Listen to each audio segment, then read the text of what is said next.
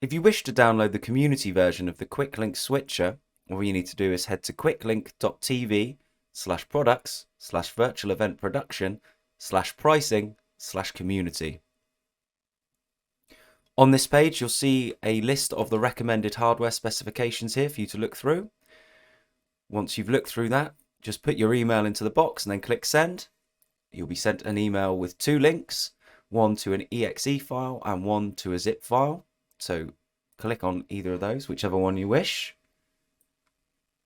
Save that to downloads. You'll see it downloading here in the bottom left-hand corner. And once that's done, we'll just go to the folder where that is. Double click on that to run the installer. You'll see the install shield wizard start up.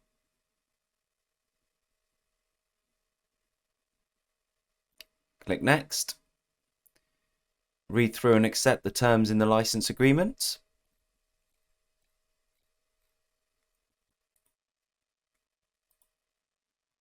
Then click install. You'll see the installation begin.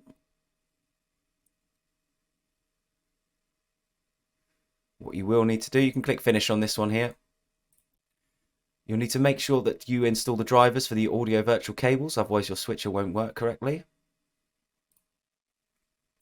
Install that one.